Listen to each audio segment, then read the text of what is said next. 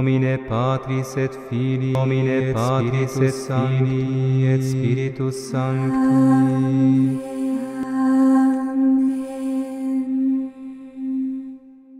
Cerero in Deum, Patrem omnipotente. Il y a exactement 12 jours que nous avons débuté le carême. Le carême qui est un temps de la transfiguration, de la transformation, un temps du changement. Et au début de ce carême, je pense et je crois qu'il y a des gens qui se sont imposés certaines résolutions sur les angles du carême, sur la prière, sur le jeûne, l'aumône, la réconciliation et que sais-je. Bon, si vous n'avez pas, je vous rappelle que vous pouvez encore vous rattraper rapidement. En ce deuxième dimanche de carême, je voudrais que nous puissions faire le bilan de notre premier 12 jours de carême. Faire déjà le bilan aujourd'hui, 12 jours après. Vous demandez comment est-ce que j'ai vécu mes premiers 12 jours de carême. Demandez est-ce que, en voyant comment j'ai vécu ces 12 jours, est-ce que je vais réussir ce carême ou je vais juste le vivre comme si ce n'était pas le carême? Est-ce qu'après ce carême, à la vitesse où je suis dans ce que j'ai pris comme décision, est-ce que je vais être réellement transfiguré? Est-ce que je vais réellement être une autre personne? L'importance de dresser le bilan aujourd'hui, c'est pour nous aider à ne pas rester là. Parce que si on n'a rien fait, on reste là, on gaspille son temps seulement. Et si on a déjà commencé, on tombe, on se relève, et si on fait le bilan, on est conscient, on peut encore bien réussir le carême.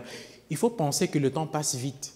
Nous sommes déjà au mois d'avril. Bon, moi, si on avance. Nous sommes encore au mois de mars. Nous sommes déjà au mois de mars et l'année passe vite. Il faut descendre de la montagne et travailler pour sa transfiguration. Certains diront non, c'est très tôt, 12 jours seulement. On a beaucoup de temps. On peut faire le bilan au milieu, même à la fin. Moi, je pense que c'est tard. On peut faire le bilan de son carême chaque jour avant de dormir. On se dit, qu'est-ce que je fais aujourd'hui? Est-ce que la manière dont j'ai vécu aujourd'hui, ça va me faire réussir la semaine? La manière dont j'ai vécu la semaine, est-ce que ça va me faire réussir le mois? Est-ce que ça va me réussir le carême? On doit faire le bilan chaque jour. Mais aujourd'hui, on le fait après 12 jours. L'évangile aujourd'hui va nous aider à ceci, à nous aider à faire notre bilan pour marcher.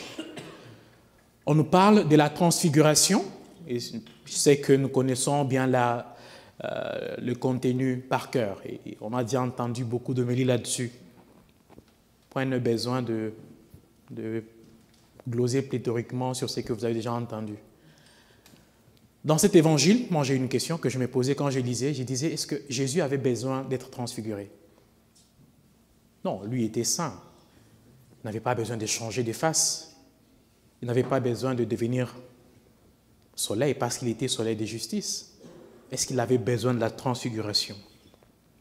Non, il n'en avait pas.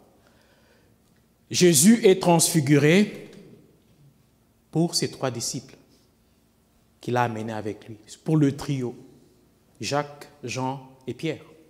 Et l'Évangile dit qu'il fut transfiguré devant eux. Il pouvait le faire en secret, mais il leur donne chance de voir la réalité du ciel, de voir Jésus dans sa gloire. C'est pour le besoin de ses disciples qu'il est transfiguré. Aujourd'hui, dans ce carême 2023, nous avons la chance de réentendre ce récit de la transfiguration pour notre bien, pour ton bien et pour mon bien aussi. Lequel bien? Jésus veut nous attirer aussi à la même réalité. Il ne veut pas que nous soyons là simplement à regarder la transfiguration s'opérer et à admirer. Il veut nous attirer aussi à la même réalité. Pourquoi? Parce que avant le carême ne doit pas être égal à après le carême. On doit être différent. Le carême, c'est le temps de la transfiguration. Voilà ce que fait Pierre lorsque ils sont dans l'événement de la transfiguration. Pierre veut rester là. Il dit à Jésus, Seigneur, il est bon que nous soyons ici. Si tu le veux, je vais dresser 3 tentes, l'une pour toi, pour Moïse et pour Élie. En d'autres termes, il dit quoi? Nous avons beaucoup de temps, t'en fais pas. On va descendre plus tard et rejoindre les autres disciples. On a beaucoup de temps, on ira évangéliser après. Laisse-nous d'abord profiter de ce moment. Il veut vivre la transfiguration de Jésus, la chance de la transfiguration d'une manière passive. Il veut rester là, observer. C'est beau.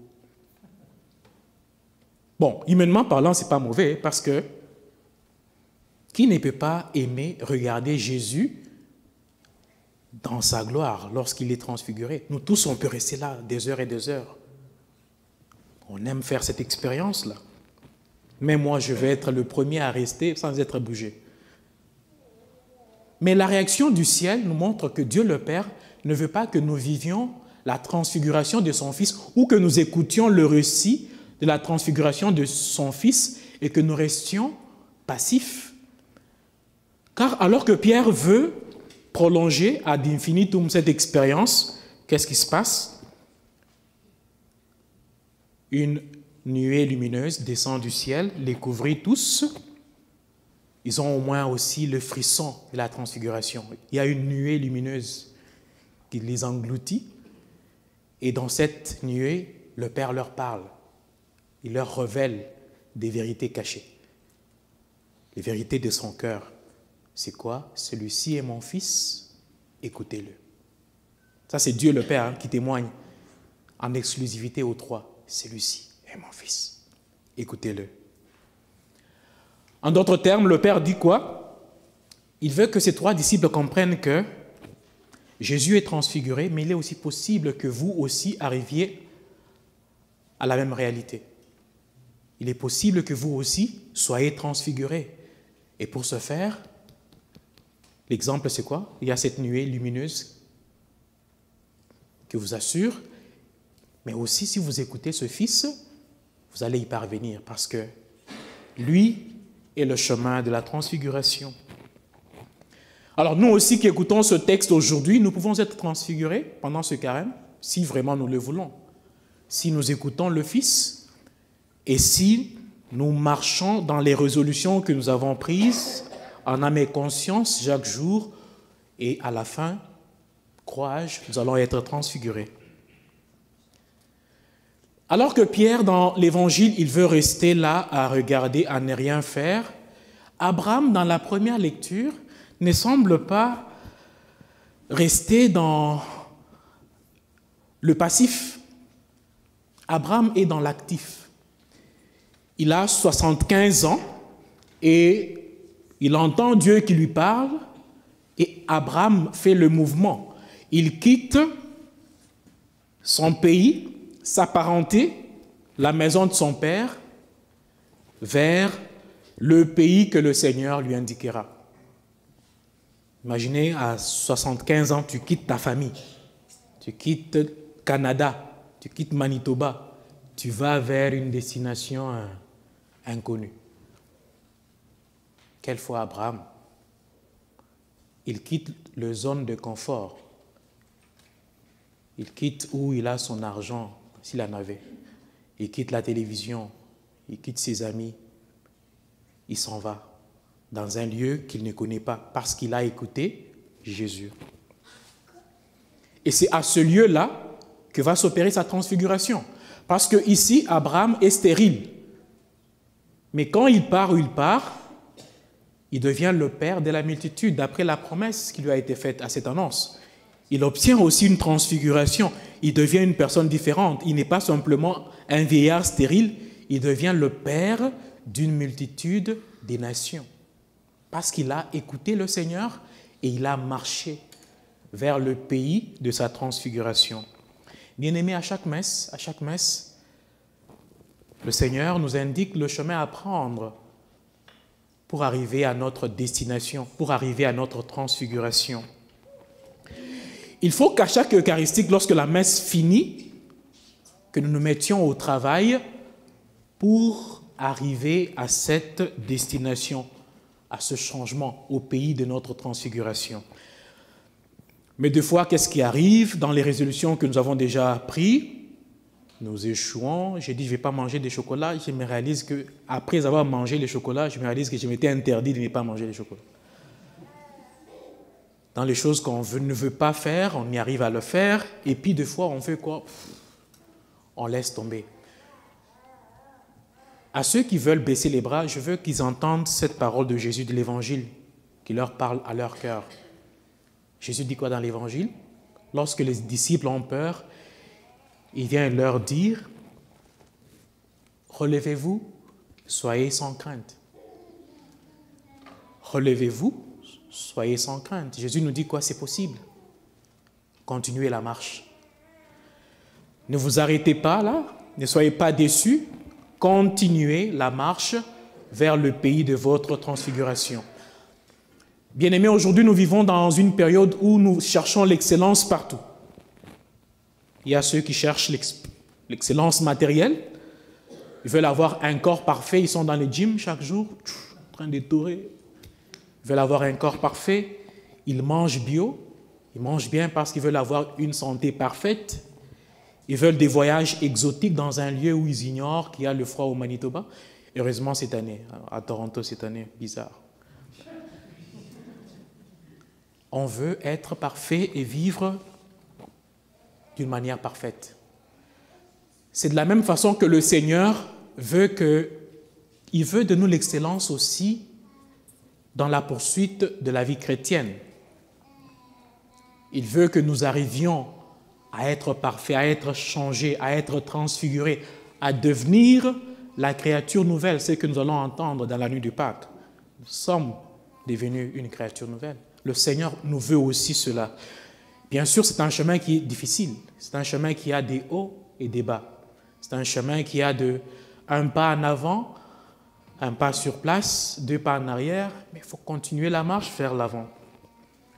Nous devons descendre de la montagne et aller travailler pour notre transfiguration. Abraham, 75 ans. À cet âge, vous savez ce qui se passe? Je pense qu'il y a des gens qui ont 75 ans ici. Je ne veux pas que vous leviez la main. Il y en a qui ont 75 ans ici. À cet âge, qu'est-ce qu'on se dit? À cet âge, on se dit, on pense qu'on a déjà tout vu dans la vie. N'est-ce pas? Come on.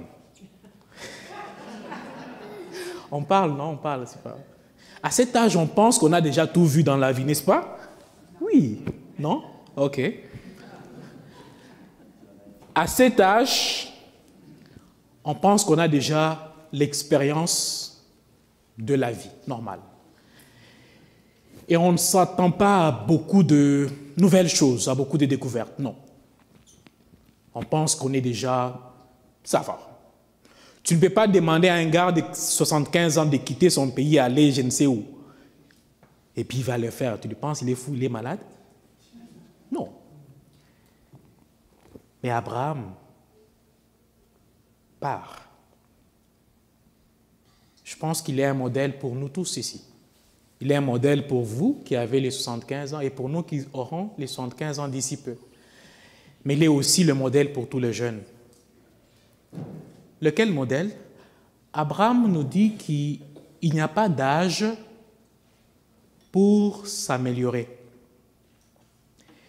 Il n'y a pas d'âge pour faire mieux. Il n'y a pas d'âge pour découvrir le pays de sa transfiguration. Je sais qu'il y a des personnes, peut-être vous avez déjà entendu ça, ou vous avez déjà dit, c'est parole de Dieu. Il y a des gens qui ont déjà peut-être dit ou entendu les gens dire, dans leur médiocrité, passez-moi l'expression, que je suis comme ça, ça c'est moi, et je suis trop vieux pour changer. Je suis trop vieux pour changer, c'est comme ça que moi je suis. Et ils veulent rester là, dans la passivité, à observer. Ils veulent rester là comme Simon-Pierre. Ils veulent ériger leur tente dans la médiocrité. Ils veulent ériger leur tente là-bas. et rester là, ne rien faire. Comment? Ce n'est pas ce qu'Abraham a fait. Abraham a bougé, il a marché. À ceux qui ne veulent pas se donner de nouveaux défis pour bouger, changer, peu importe l'âge et l'heure, écoutez ce que dit l'ange à l'église de Laodicée. Je vous amène ici à l'Apocalypse 3, 14, 16. Le texte nous dit ceci. À ceux qui ne veulent pas changer, entendez le texte. Je connais ta conduite. Tu n'es ni chaud ni froid. Puisque te voilà ni chaud ni froid, je vais te vomir. Parce que tu n'es ni chaud ni froid. Moi, je te veux que tu sois chaud, je vais te vomir. Alors imagine-toi toute la vie que tu as vécue avant 75 ans, tous les efforts que tu as vécus pour qu'à la fin, tu lâches et que tu sois vomi par Dieu. Ça va être stupide, là. Il faut continuer à se battre pour rester au chaud, pour rester dans la lumière et transformer aussi le monde qui est autour de soi. Tu sais quoi?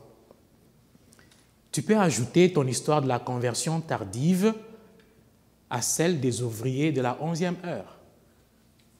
Dans la Bible, il y a un cas comme ça. Tu peux aussi ajouter ton histoire de la conversion tardive à celle de Zachée le publicain ou à celle du bon larron qui a été sauvé, qui s'est converti dans la passion de Jésus à la croix. Et à ce moment-là, il n'a pas lâché. Il a été sauvé. Alors, il est le temps pour nous de faire le bilan de notre carême pour voir comment est-ce que nous sommes, où est-ce que nous en sommes et continuer notre marche vers notre transfiguration